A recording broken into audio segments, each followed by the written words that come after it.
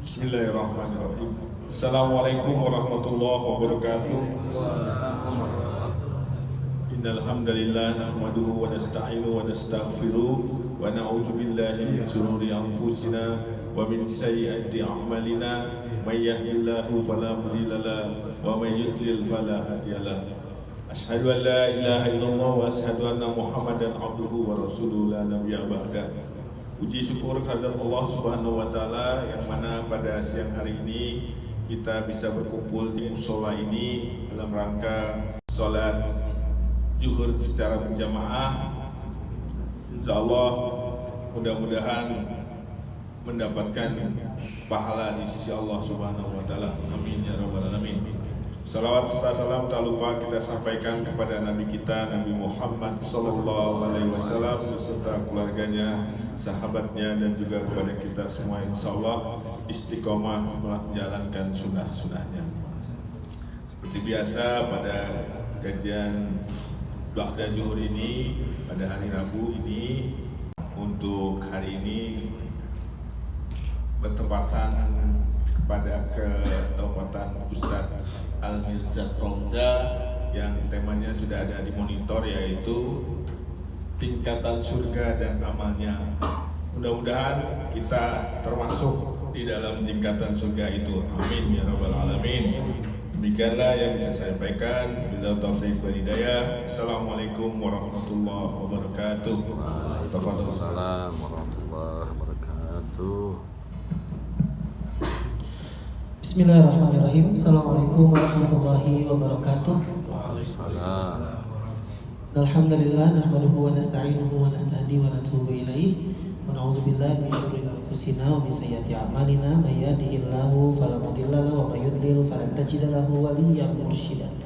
Asyhadu an la ilaha illallah wa asyhadu anna Muhammadan abduhu wa rasuluhu la nabiyya wa la rasula ba'da. Allahumma shalli wa sallim wa barik ala nabiyyina Muhammadin wa ala alihi wa sahbihi ajma'in. Rabbi shrah li sadri wa yassir li amri wa hlul 'uqdatam min lisani yafqahu qawli. Rabbi zidni ilman warzuqni fahman.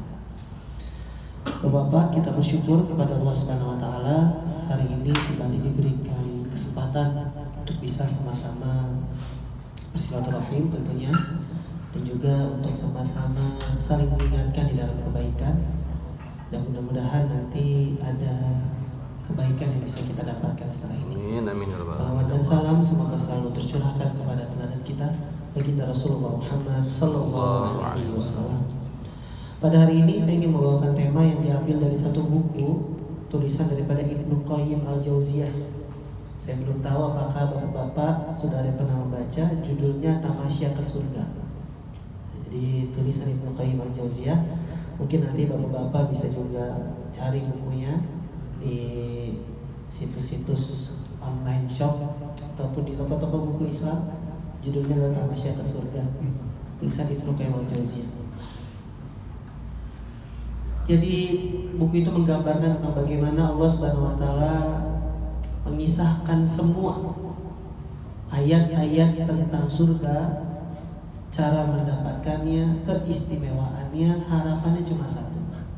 Ibnu Qayyim berharap agar kita semakin termotivasi, setidaknya lakukan amalan-amalan yang bisa mengantarkan ke sana.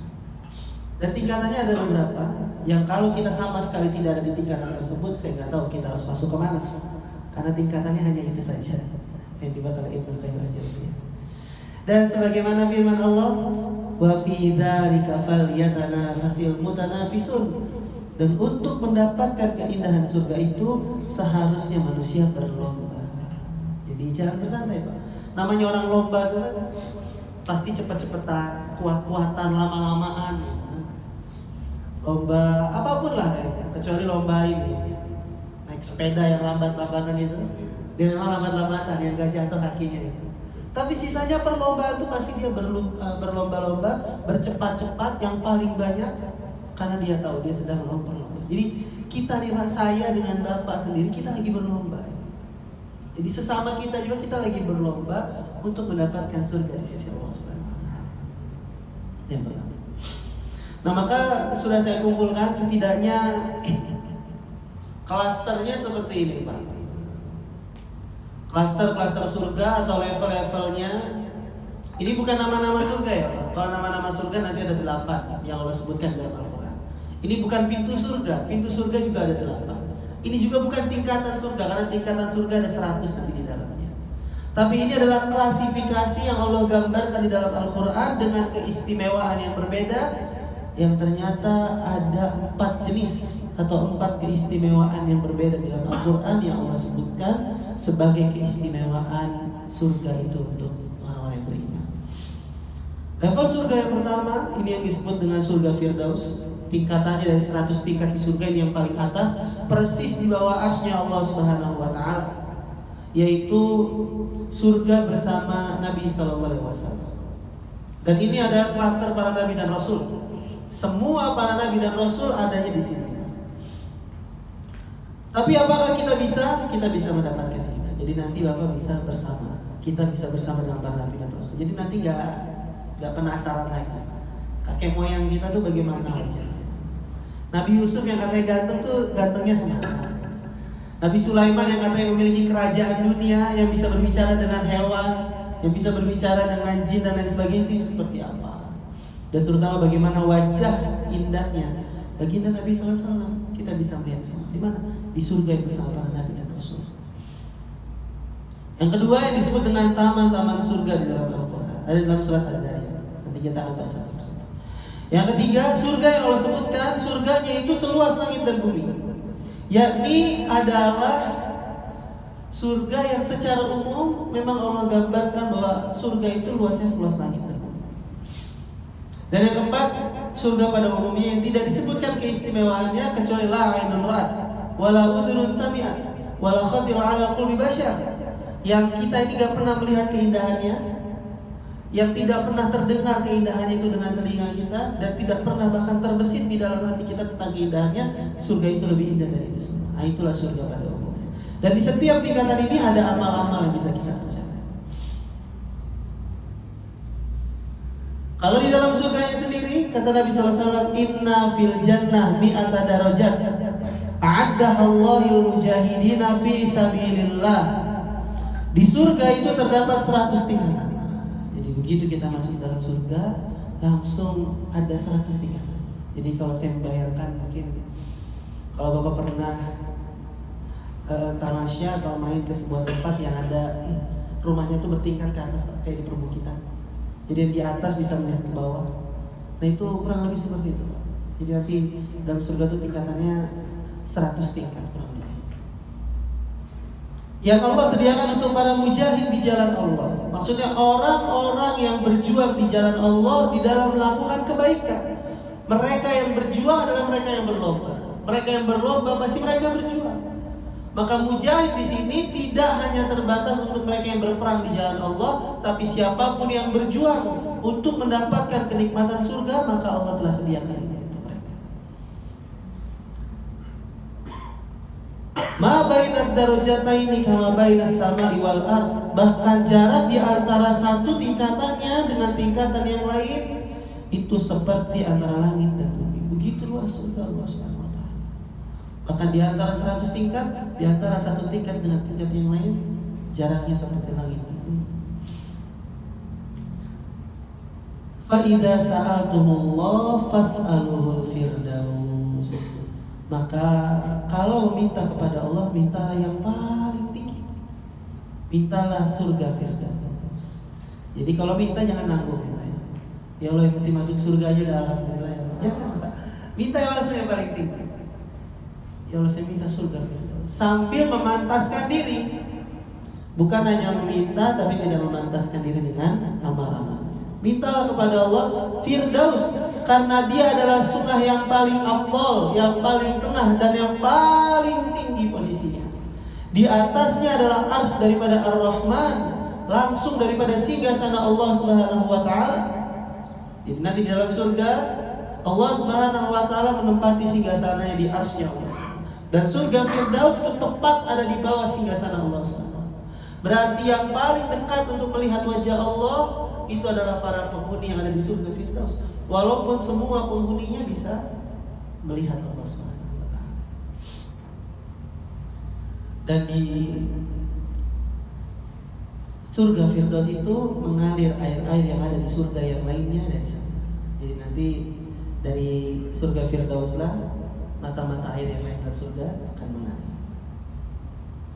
Kalau ini nama-nama surga dalam Al-Quran beserta ayat-ayatnya nanti Bapak bisa cari. Kadang-kadang Allah menyebutkan Al-Quran atau Allah menyebutkan surga dengan kalimat Darussalam, tempat yang penuh dengan kedamaian dan keselamatan. Ada dalam surat Al-An'am ayat 127. Ada yang disebut dengan Jannatul Adn, ada yang disebut dengan Jannatul Khuld, ada yang disebut dengan Darul Muqamah, tempat yang penuh dengan pujian. Jannatul Ma'wa yang tinggi, Jannatul Naim, tempat yang penuh dengan kenikmatan. Al-Muqamul Amin, tempat yang sangat terjaga di dalamnya. Jadi ini adalah surga-surga yang Allah sebutkan di dalam. Ini hadisnya tentang bagaimana pintu-pintu surga. Nanti kita akan fokus kepada apa. Dari Sahal bin Sa'ad As-Sa'idi, Nabi SAW bersabda, fil jannati samaniyatul abwab, fiha babu yusammar rayyan, la yadkhulu illa as-shaimun. Di surga itu ada 8 pintu. Surga itu memiliki 8 pintu masuk. Dan 8-8-nya tergantung amalannya. Nanti dari sini pun kita bisa membuat semacam apa ya Pak? Kita mau coba masuk lewat yang mana? Dan di antara pintu tersebut ada yang disebut dengan Ar-Rayyan, Babur Rayyan. Dan tidak ada yang bisa masukinya kecuali orang-orang yang berpuasa. Jadi kalau Ar-Rayyan itu adalah khusus pintu yang dimasuki oleh orang-orang yang berpuasa selama Ramadan dengan baik dan benar. Mereka yang memahami kaifiat, sunnah, hukum-hukum yang terkait dengan puasa. Mereka yang puasanya sempurna, yang bukan hanya menahan lapar dan hausnya. Maka untuk mereka ada pintu khusus yaitu Ar-Rayyan. Maka nanti di hadis yang lain agak panjang kata Nabi SAW, tidak ada yang masuki pintu Ar-Rayyan kecuali mereka yang berpuasa. Dan ketika mereka yang sudah berpuasa semuanya masuk ke dalam surga lewat Babur Rayyan, maka nanti pintu surga tersebut akan mengatakan, Aina shaimun fayaqumun. Mana orang-orang yang berpuasa? Berdiri. Masuklah ke dalam surga lewat pintu itu. Seketika semuanya sudah masuk, maka pintu tersebut tertutup. Jadi khusus untuk mereka yang berpuasa dengan baik dan benar. Di hadis yang lain, man anfaqa zawjaini min syai'in minal asya' fi sabilillah du'iya min abwab yaghnil jannah. Siapa yang berinfak sedikit saja untuk 2 kendaraan di jalan Allah, artinya mereka mensupport. Ketika ada orang yang sedang berjuang di jalan Allah, mereka berinfak mensupport. Ya kalau sederhananya hari ini Bapak ikut berinfak untuk saudara-saudara kita di Palestina yang sedang berjuang, itu termasuk di dalam hadis ini. Maka dia akan dipanggil dari pintu-pintu surga. Wahai hamba Allah, ini adalah hasil kebaikanmu. Jika ia ahli sholat, maka ia akan dipanggil dari babus sholat. Jadi ada pintu yang pertama adalah pintu khusus bagi mereka yang ahli sholat. Sholat wajibnya terjaga, 5 waktunya tidak pernah tertinggal, bahkan waktunya selalu tepat waktu. Diiringi karena dia tahu sholatnya tidak sempurna, diiringi dengan sholat-sholat sunnahnya. Semua ibadah di dalam sholat yang dia tahu dalilnya maka dia kerjakan. Sholat duhanya, tahajud itu semua dikerjakan. Dia adalah ahli sholat, maka untuk orang tersebut masuklah lewat babus sholat. Maka kalau dia ahli jihad, selalu berperang di jalan Allah Subhanahu wa taala, Allah telah siapkan babul jihad. Mereka yang berjuang di dalam jalan Allah Subhanahu wa taala. Mereka yang berdakwah fi sabilillah, mereka yang menuntut ilmu tulab, maka mereka semua adalah mujahid fi sabilillah. Dan jika mereka ahli sedekah, maka Allah akan panggil dia lewat babus sedekah. Jadi kalau Bapak enggak ahli salat, minimal ahli sedekah. Kalau Bapak nggak ahli sedekah, berarti Bapak harus semangat di dalam menuntut ilmu sebagai seorang mujahid. Kalau mereka tidak lewat situ, maka lewatlah pintu Ar-Rayyan, yaitu ahli puasa. Maka Imam Muslim di dalam hadis ini menyebutkan 4 pintu surga. Lalu di hadis yang lain beliau menyebutkan 4 sisanya, yaitu babut taubah. Nah, kalau kita sebagai para pendosa misalnya, maka kita harus masuk ke dalam surga lewat babut taubah, yaitu mereka yang gemar beristighfar dan bertaubat kepada Allah Subhanahu wa Inilah mengapa Nabi SAW menganjurkan kita dalam satu hari minimal istighfarlah 100 kali. Kenapa? Boleh jadi kita masuk lewat bab taubat, masuki pintu surga lewat jalan pengampunan Allah karena kita rajin beristighfar. Maka kata para ulama, jika tidak bisa berlomba dengan orang baik di dalam kebaikan, berlomba dengan para pendosa lewat istighfar. Jadi ini kita kalau memang taatnya nggak terlalu taat, yang minimal istighfarnya banyak. Itu namanya bab taubat. Ada juga babul kaziminal ghaiza wal kadhiminal ghaidha wal 'afina 'anil nas, surat Ali Imran. Apa itu pintu khusus untuk mereka yang mampu menahan amarahnya. Jadi aslinya bapak itu bisa marah kepada orang tersebut, pantas untuk marah, tapi saat itu kita menahan amarahnya, maka berlakulah hadis Nabi SAW, la taghdab walakal jannah, janganlah kalian marah maka bagimu surga. Ini bukan kita nahan amarah kepada atasan ya Pak. Kalau kepada atasan memang kayaknya kita bukan menahan marah, kayaknya nggak bisa marah gitu ya. Karena kalau kita marah justru mungkin bermasalah nantinya. Tapi ini kondisi di mana kita mampu marah, memang pantas untuk marah, tapi saat itu justru kita memaafkannya. Wal kadhiminal ghaidha wal 'afina 'anil nas, bukan sekedar dia menahan marah tapi dia memaafkan orang tersebut. Maka untuknya sudah disiapkan khusus pintu surga. Yang selanjutnya, yang ketujuh ada disebut babur radin, pintu khusus untuk mereka yang ridho terhadap semua ketentuan Allah SWT. Mereka yang mungkin hidupnya tidak sesuai dengan harapan, begitu banyak ekspektasi yang tidak sesuai dengan yang dia inginkan tidak terjadi dalam kehidupannya. Semua apa yang dia tidak harapkan justru datang di dalam kehidupannya, tapi dia tetap ikhlas dan ridho terhadap takdir yang datang kepadanya. Maka untuk orang tersebut Allah telah siapkan babur itu. Yang terakhir, Allah telah siapkan babul aiman, pintu yang paling kanan di dalam surga. Siapa itu? Khusus bagi mereka yang masuk surga tanpa hisab. Pernah dengar ya Pak? Hadis masuk surga tanpa hisab? Ada 70.000 orang. Atau kuotanya masih ada apa enggak ini? 70.000 orang. Siapa saja Pak ketentuannya? Ini tentang ahli tauhid. 70.000 orang, bahkan sudah terkurang satu karena sudah dipastikan salah satu sahabat itu Ukasyah bin Mihsan itu sudah dapat di dalamnya. Karena ketika Nabi SAW mengatakan ini, ada 70.000 orang yang saya lihat masuk surga tanpa hisab, wajahnya bercahaya. Maka kata Ukasyah, ya Rasulullah, doakan saya untuk bisa masuk ke dalamnya. Maka kata Nabi SAW, Ukasyah, engkau termasuk di dalamnya. Sahabat yang lain bilang, ya Rasulullah, doain saya, engkau telah kalah cepat dengan Ukasyah. Jadi Ukasyah itu cerdas ya luar biasa. Ukasyah juga tuh sahabat Nabi yang ketika Nabi di akhir hayatnya mengatakan kepada para sahabat, siapa yang pernah aku zalimi, tolong mintalah qisasnya sekarang.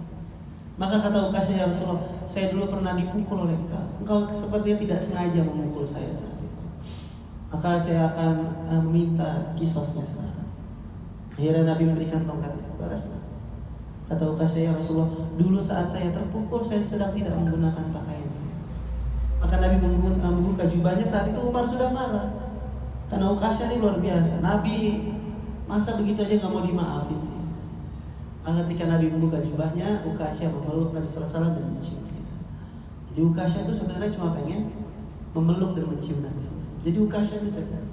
Jadi kalau bapak punya anak, pengen anaknya cerdas, kasih nama Ukasyah.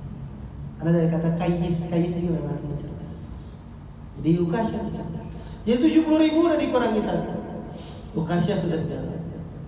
Maka kata para sahabat, ya Rasulullah, siapa mereka yang masuk surga tanpa hisab? Yang pertama adalah mereka yang tidak minta diruqyah. Jadi kalau bisa bapak ruqyah mandiri saja. Walaupun nanti penjelasan para ulama adalah mereka yang tidak minta diruqyah, maksudnya ruqyah yang tidak syar'iyah. Kalau ruqyah syar'iyah masih diperbolehkan dan bukan termasuk hadis ini. Yang kedua, mereka yang melakukan pengobatan dengan kai. Kai itu yang ditusuk dengan besi. Saya tidak tahu kalau sekarang mungkin kai itu seperti apa. Yang ketiga, mereka yang tidak tatoyur. mereka yang tidak merasa sial karena sesuatu, mereka yang tidak merasa beruntung karena satu hal yang tidak ada sangkut pautnya. Ada khurafat, ada tatoyur, ada mitos, itu semuanya kita tinggalkan. Dan mereka adalah muwahhid, mereka adalah ahli tauhid yang tawakalnya sangat tinggi kepada Allah. Mereka lah 70.000 orang yang masuk surga tanpa hisab. Lewat mana masuknya? Lewat babu aiman, yaitu pintu yang paling kanan. Ini dalam kitab At-Tazkir. Itu adalah pintu-pintunya. Nah, maka kita masuk kepada pembahasan kita hari ini, yaitu klasifikasi surga dengan amalan yang harus kita lakukan. Yang pertama adalah surga bersama Nabi Sallallahu Alaihi Wasallam. Sebelumnya saya bacakan hadis Nabi Sallallahu Alaihi Wasallam tentang mereka yang masuk surga bersama para Nabi dan Rasul. Nabi SAW mengatakan bahwa surga Firdaus adalah untuk para Nabi dan Rasul. Lalu para sahabat bertanya, "Ya Rasulullah, apakah tidak mampu bagi kami untuk masuk ke dalamnya?" Artinya para sahabat, orang biasa yang kita bukan Nabi dan Rasul, bisa gak masuk ke dalamnya? Maka kata Nabi SAW, untukmu dan untuk mereka yang beriman kepada Allah, maka Allah akan mempersilahkan. Artinya ada kesempatan untuk kita bisa masuk di dalam klasifikasi surga. Maka hadis Nabi SAW mengatakan, wa man ahya sunnati faqad ahabbani wa man ahabbani kana ma'i fil jannah. Barang siapa yang menghidupkan sunnahku, maka dia telah mencintaiku. Dan barang siapa yang mencintaiku, maka dia akan bersamaku di dalam surga. Jadi yang bisa masuk ke dalam surga ini bukan mereka yang mencukupkan dengan yang wajib-wajib aja. Alhamdulillah saya masuk sholat 5 waktu. Nggak cukup sampai 5 waktu. Alhamdulillah kalau Ramadan masa yang puasa. Kalau mau masuk di level ini nggak cukup dengan yang wajib. Maka mereka harus menghidupkan sunnah Nabi SAW, karena menghidupkan sunnah adalah bukti dia mencintai Nabi SAW. Dan mereka yang mencintai Nabi SAW adalah mereka yang pantas untuk masuk ke dalam surga bersama dengan Nabi SAW. Dan cinta itu bukan hanya di lisan. Berapa banyak orang yang saya sholawatnya 1000 kali karena saya cinta kepada Nabi. Tidak cukup hanya dengan bersalawat, tapi buktikan dengan kita menghidupkan sunnah. Maka kalau kita ingin mendapatkan surga ini, amalan yang pertama yang harus kita kerjakan adalah hidupkanlah sunnah Nabi SAW di dalam kehidupan secara syumul, secara menyeluruh. Apa itu? Bapak bisa baca atau mendengarkan kajian Ustadz Budi Asari juga 24 jam bersama Nabi. Di situ kita akan tahu Pak, apa aktivitas yang Nabi lakukan, apa saja sunnah-sunnah yang Nabi hidupkan yang bisa kita terapkan. Dari bangun tidur aja sunnahnya sudah banyak. Mau tidur sunnahnya banyak. Contoh, ketika kita bangun tidur, sunnah yang pertama kali harus dilakukan adalah ketika bangun tidur, pas baru banget melek Pak, pasti berdoa, alhamdulillahilladzi ahyana ba'dama amatana wa ilaihi nusyur. Lalu Nabi biasanya duduk sejenak lalu membersihkan kotoran-kotoran mata. Jadi jangan langsung buru-buru berdiri. Bahkan kadang-kadang Nabi membaca doa atau membaca ayat Al-Quran 10 ayat terakhir di surat Ali Imran. Inna fi khalqis samawati wal ardi, seterusnya sampai akhir. Berarti dari ayat 190 sampai ayat yang ke-200. Setelah itu Nabi mandi atau berwudu dan juga bersiwak. Setelah itu Nabi menghidupkan malamnya dengan qiyamul lail. Terus qiyamul lail Nabi SAW sampai nanti menjelang subuh. Nabi akan memperbanyak istighfar, lalu Nabi tidur sejenak, lalu bangun lagi untuk sholat subuh. Kalau kita jangan ya, nggak bisa tidur sejenak kita nanti. Yang ada setelah qiyamul lail, pas sholat subuh, sholat duha ya Pak. Udah kesiangan kita. Jadi jangan tidur lagi kali kita. Tapi itu beberapa sunnah. Lalu nanti Nabi mengajarkan sunnah di dalam masuk ke kamar mandi, adab di dalam kamar mandi, keluar kamar mandi, memakai pakaian ketika bercantik, semua ada sunnahnya. Nah itu kita pelajari dan kita hidupkan. Setidaknya ada 7 sunnah harian Nabi SAW. Nah, ini dari 7 sunnah harian aja dulu Pak. Yang pertama sunnah harian yang selalu Nabi kerjakan adalah pastinya qiyamul lail. Yang kedua dawamul istighfar, memperbanyak istighfar. Berapa kali? 100 kali. Ini kita hidupkan. Yang ketiga Nabi itu dawamul wudu, selalu menjaga wudunya. Jadi walaupun tidak batal ataupun misalnya batal tapi tidak ada waktu sholat, jaga wudunya. Langsung wudu. Kalau bapak yang ribet pakai sepatu, ada pakai sholat apa? Pakai khuf, pakai sunnah khuf bisa. Jadi bapak nggak usah buka sepatu, diusap saja bagian atasnya. Itu sudah dianggap wudu. Syaratnya bapak ketika menggunakan kaos kaki atau menggunakan sepatu itu sudah dalam keadaan wudu. Nanti bapak bisa pelajari tentang sunnah khuf, mengusap bagian atas. Jadi kalau di kantornya ribet buka sepatu segala macam, ingin menjaga wudu gampang.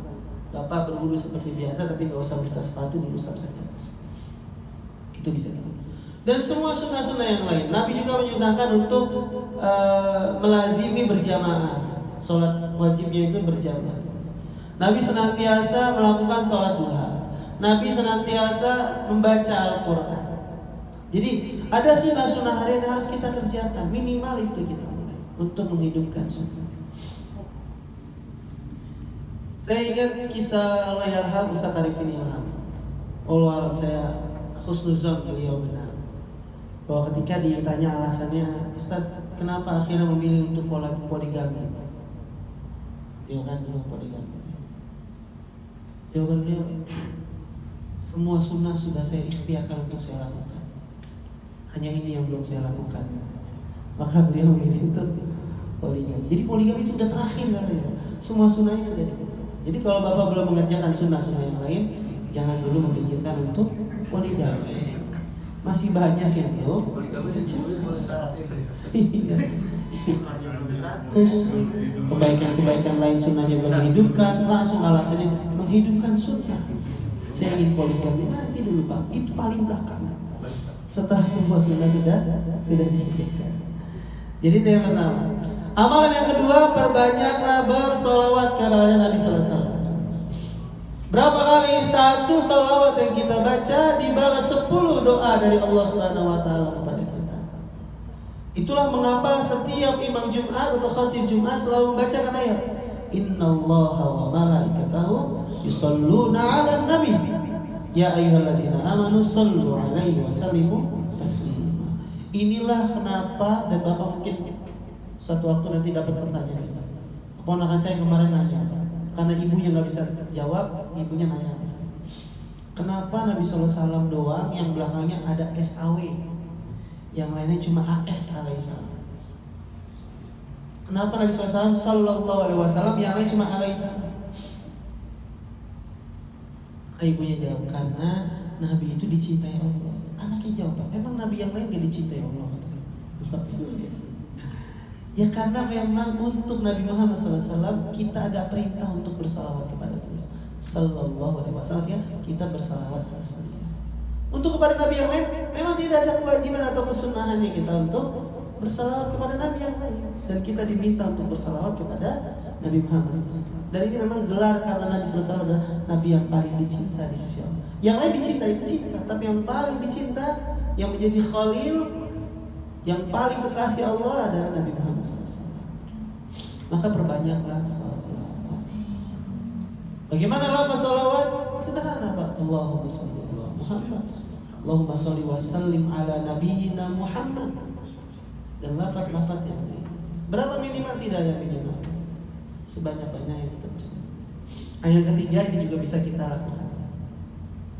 Di dalam hadis riwayat Bukhari nomor 135 di dalam Adabul Mufrad, kata Nabi sallallahu alaihi wasallam, "Ana wa kafirul yatama hakadha." Saya bersama orang yang menyantuni anak yatim seperti ini di dalam surga. Kafala itu diambil kalau sekarang takaful, yang menopang. Berarti menyantuni anak yatim di sini bukan maksudnya kita bikin acara santunan, bukan. Saya harus luruskan ini Pak. Jadi yang dimaksud di dalam hadis ini bersama dengan Nabi SAW dalam surga bukan yang melakukan santunan anak yatim, tapi mereka yang menyantuni anak yatim. Apa bedanya? Kalau santunan biasanya event insidental. Biasanya nanti udah dekat-dekat Muharram, setahun sekali bikin santunan. Udah gitu kadang-kadang bikin santunan tuh kita malah merendahkan anak yatim. Anak yatimnya disewain mobil bak atau mobil angkot, suruh datang berduyun-duyun, duduk nanti dia tengok. Iya. Jadi justru kita seakan-akan malah merendahkan itu. Jadi kalau mau muliakan Pak, jemput pakai mobil high-S atau jemput pakai mobil yang terbaik. Ini anak yatim yang kita pengen muliakan agar kita mendapatkan keutamaan. Tapi yang disebut dengan kafal yatama, ada satu anak yatim, dia benar-benar kesulitan, maka bapak hidupi dia sampai dia mampu untuk berdiri dengan kakinya sendiri. Sekolahin dia, makannya bapak biayain, terus sampai dia mampu mendapatkan pekerjaan. Saat itu bapak termasuk yang menyantuni. Satu orang aja. Jadi santunan anak yatim itu bukan menyantuni anak yatim. Tapi itu tetap kebaikan sedekah. Tapi yang dimaksudkan di sini ada satu orang yang hidupnya sulit, dia memang betul-betul gak bisa hidup karena sudah yatim, bapak tanggung kehidupannya. Sekolahnya saya biayain, kalau dia ada pengeluaran apapun saya biayain. Sampai kapan? Sampai nanti dia mampu untuk hidup dengan sendiri. Itu yang disebut dengan menyantuni. Jadi ya rumah-rumah yatim itu sudah mirip-mirip seperti itu. Sampai dia mampu. Saat itu dia sudah termasuk hadis. Jadi kalau ada orang-orang yang punya pondok yatim itu, saya sangat berhusnuzon itu jadi wasilah surga untuk orang tersebut. Bahkan posisinya sangat tinggi di hadapan Allah SWT. Jadi ini amalannya Pak ya.